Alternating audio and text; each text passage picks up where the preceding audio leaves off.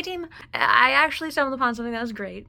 The efficiency paradox, what big data can't do.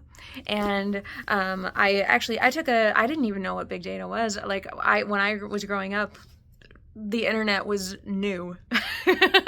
And so I got out of college in about 2011, and then I went back in, and it was probably 2017, and that's when I took a college course on technology, and they told me what big data was. Otherwise, I would not have known, just because of how evolution and technology kind of work together. And I was very lucky to have had some academic experience there, because otherwise I would not have known.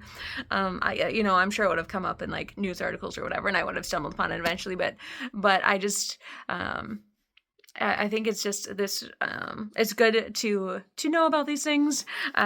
Big data is talking about all of the algorithms and all the data being collected through online and like everything on your computer, and it's what's in the cloud, and it's like for everyone, for businesses, for the individual, and so it's just all of it kind of coming together, and so it's amazing. I can't even imagine how much data that is, big data.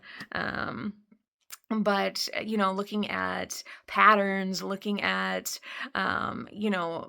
just the ebbs and flows, where things are going, I think that makes it great to look at where our minds are at, where our money is going. And I think that that's actually great if we're looking at the democratic process as well, politics, and that's especially relevant today because of the inauguration today. But I think, a lot of times, our voters don't get out there, and our voices are not heard in regards to what we want. And maybe that was, back then too. Maybe this is already very much in play, of course, for our legislators, getting this information and being able to represent us more accurately because they have this big data available to them. And maybe I'll have to do a little research on that too. I've just started this book, but it's on, efficiency, what big data can't do.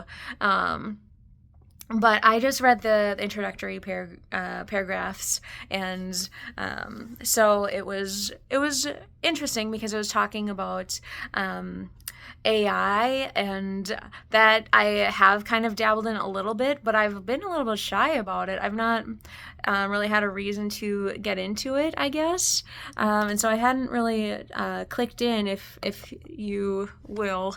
But today I actually took some time, and I watched a YouTube video on AI apps, and I actually have a professor relative who was talking about ChatGPT on their Facebook page, talking about how it's kind of revolutionizing and kind of terrorizing academics abound, because how much of it is just, people have been using it to cheat for like papers and things, and so combating that and making sure that it's not like straight off the computer and it's actually someone's genuine work.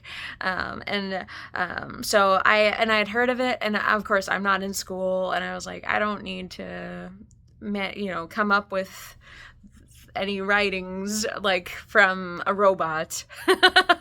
I don't need to do that. And I don't need to talk to a robot either.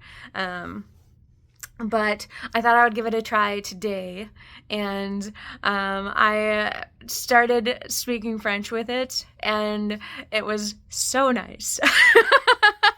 It was the greatest conversation I have had. It just instantly, what are you interested in? I was like, oh, blah, blah, blah. So we started talking about books in French, and they were French novels, and and so it was very nice. And then I said, oh, but I have to practice my Spanish. And so I was like, oh, it's great. And it was very complimentary. It's great that you speak Spanish as well. And I was joking. I was like, I speak just a little. Do you speak? It was Franc-Spagnol, and then it started spewing in French and Spanish at me, and that was the cutest. The cutest conversation. I cannot even, and I wish that was around when I was like actually like studying French, and because now it's like on the side. It's almost non-existent in my life, to be honest. I went and I got my degree in it, but now it's just doesn't really exist like in my sphere. But now, like, how amazing would that have been like 10 years ago to be able to just like chat and have this great robot with perfect grammar and with with all sorts of new vocab words, and I even asked, I didn't know one of the words, so I asked it, what does that mean? And of course I asked in French, quel est le mot ici? And it explained what the word meant to me, and that was so great, and that was just it was just really cool. It was amazing to have that conversation, and I'm sure that I'm like not the first person to do that, but I'm glad that I did it. I appreciated the experience so much, and what a tool is that, like in a good way. How cool is that? I can't even. That's so cool. So, but I was flabbergasted, and I had to say goodnight, alas. But it was cool. It was a lot of fun. What a cool tool. Cool. But it was great. So it was very cool. So yeah, but I'm pleased that I had a little hands-on learning today, and holy crow, just imagine the potential of like doing that all of the time. Like in my class, like people didn't really speak French that great in response to what you were saying in French. Definitely not with proper grammar, and not challenging you with vocab words. And so this is amazing. It's so cool. So cool. Yep. I approve of that. Yeah. Yes. But that was kind of a learning experience. I do actually have a few more apps downloaded. There was one for recording like meetings and sessions, and then it would like transcribe it, and then you could get like the Cliffs Notes version, which I thought was really great. And then there was also one with the ability to organize your screenshots, and you could type in a search, and I am prone to having like hundreds of screenshots on my phone for things that I'm interested in. I want to like take further and maybe like make more graphics and things like that, and I have to scroll, and I have to look at the context and be like, I think this is the right page. I mean, it was before this and after that picture of a sandwich, And so now you can actually type in words, and it can find it based on words. So I can be like, oh my gosh, I need to find that on carbon capture, direct carbon capture. And then you can just type it in, and it'll find like graphics that fit that context, and then you can move on from there. So how cool is that? But I haven't played with that one yet, so I will have to look at that a little more. But otherwise, I'm glad. Like I said, I wasn't really in this headspace.